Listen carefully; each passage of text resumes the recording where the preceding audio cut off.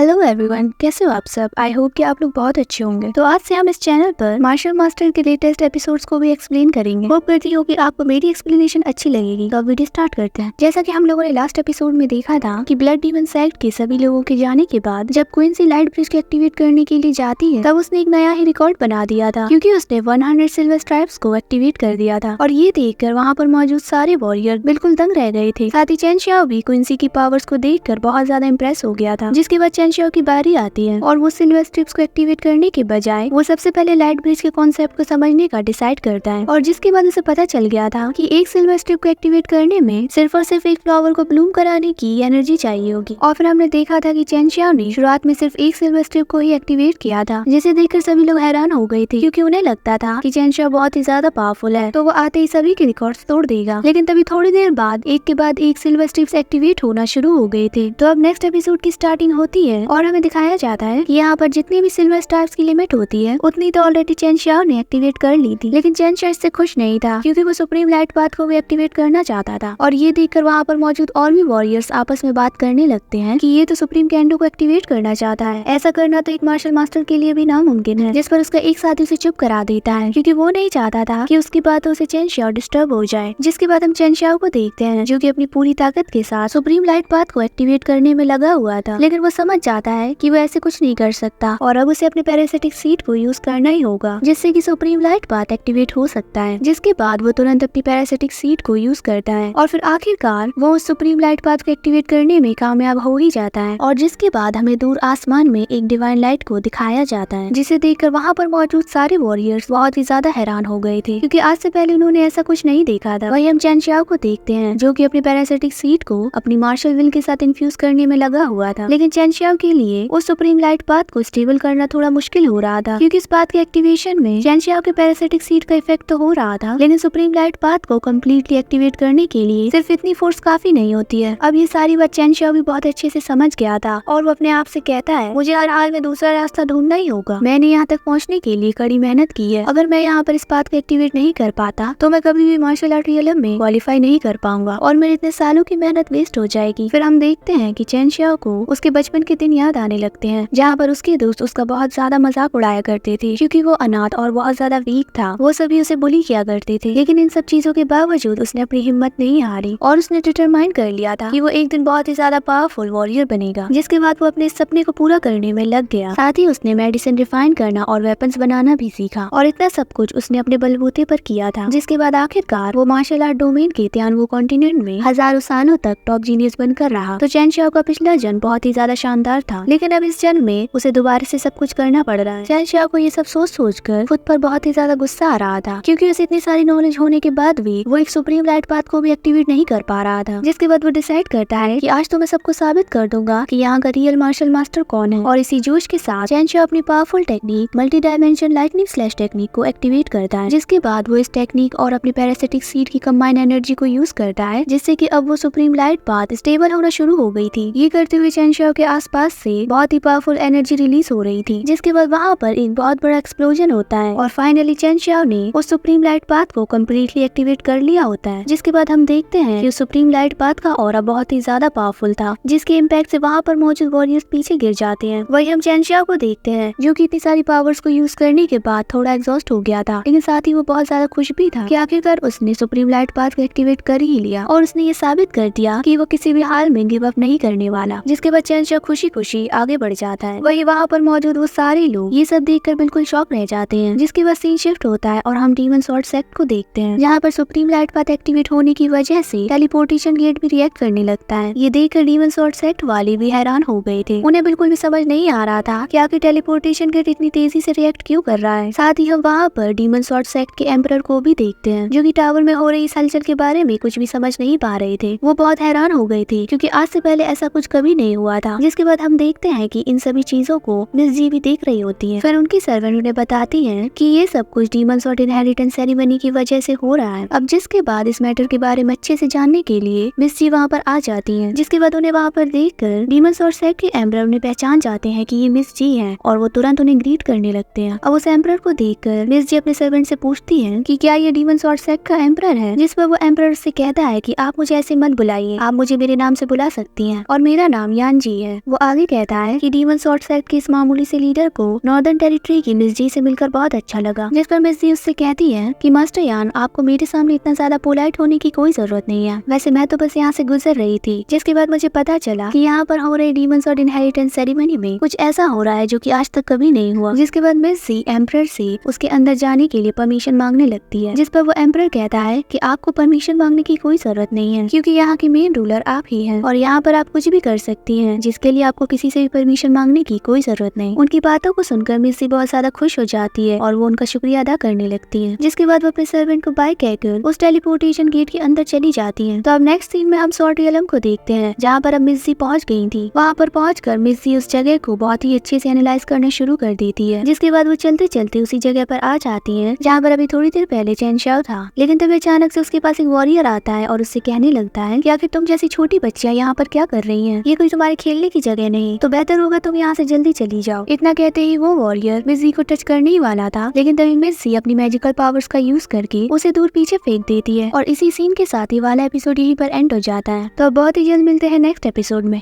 Bye bye.